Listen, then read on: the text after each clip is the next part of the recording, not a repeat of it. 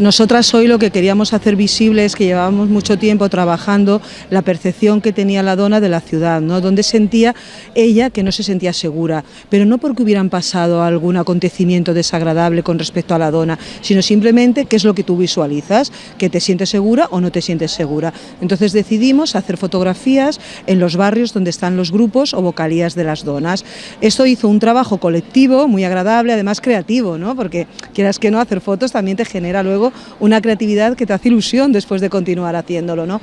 Y entonces esta visualización se ha plasmado en estos plafones que estarán en el ayuntamiento, en la Plaza de la Vila, pero dentro del ayuntamiento, en la sala de exposición durante toda la semana, para que los ciudadanos puedan venir y ver qué es lo que la mirada de dona, ¿no? Badalona amb mirada de dona.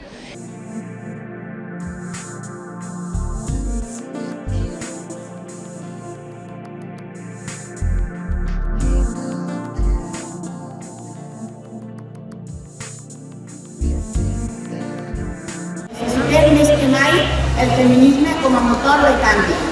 Així ho van fer a principis del segle XX, les obreres de la fàbrica textil Cotó a New York, reclamant igualtat de sou i millors condicions laborals.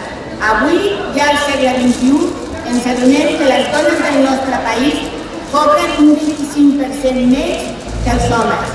Ocupen la majoria dels contractes a temps parcial i dediquen el triple d'hores persones a les tasques no remunerades de la llar.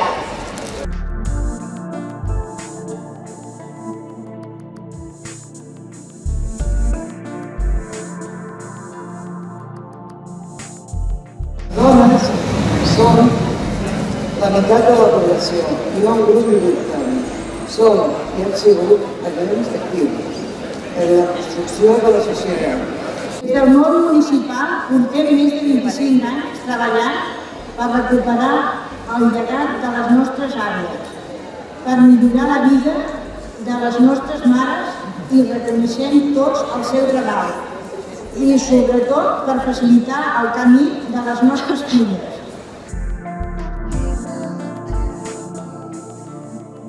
Han estat diverses les aportacions de les dones que han canviat la manera de fer dels municipis i de la seva política, però moltes d'elles sovint queden en l'anonimat, el lideratge de les regidores d'Igualtat, la lluita dels moviments de dones i veïnatge, la recuperació de protagonistes de la història local del món artístic, educatiu, esportiu i de comerç local. Existeixen desigualtats en els diferents àmbits de la vida, com en els treballs, la cura, l'educació, les cultures i les famílies.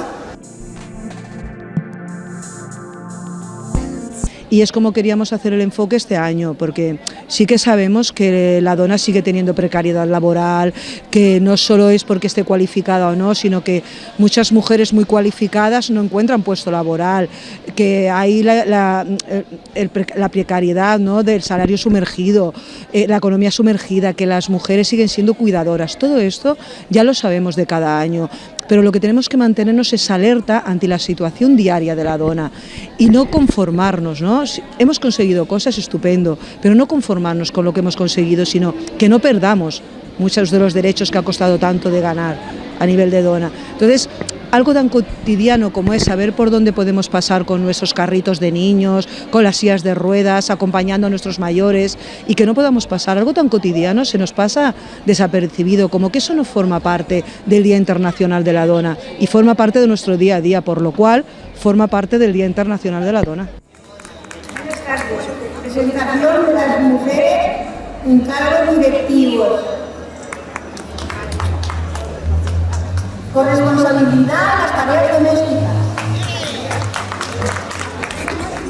No hay barreras ni cerradura ni cerrojo que puedan poner a la libertad de mi mente.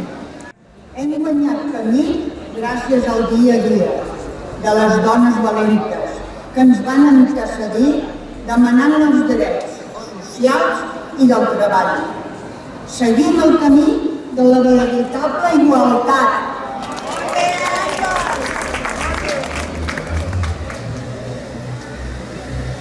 Gracias a todas aquellas luchadoras que nos han precedido y nos han dado la oportunidad que tenemos hoy.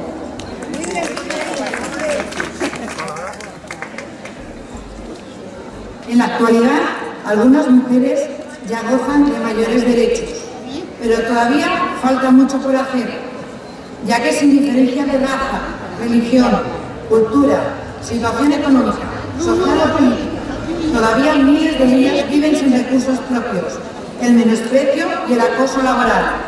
La dona no es criada ni esclava de ningú.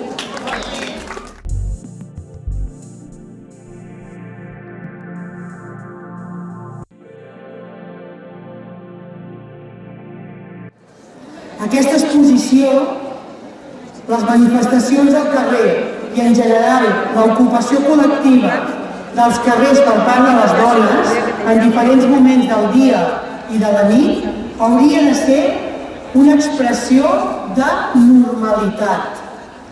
Les dones ocupem el carrer en la gestió de la vida, en la gestió de la vida quotidiana, del dia a dia, en la cura de les persones i famílies, per a l'ús dels serveis, per gaudir de les xarxes i les relacions, per fer política, i hem de seguir podent-ho fer.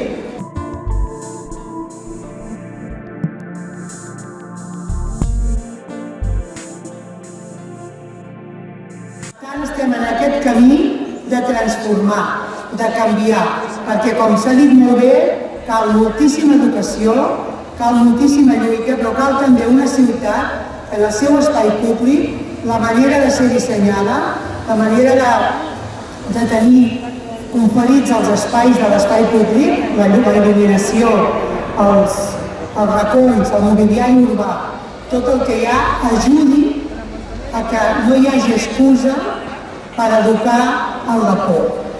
Hem d'erradicar la por del nostre esquema mental i molt més la por a que la dona sigui lliure i ocupi l'espai públic de dia i de nit.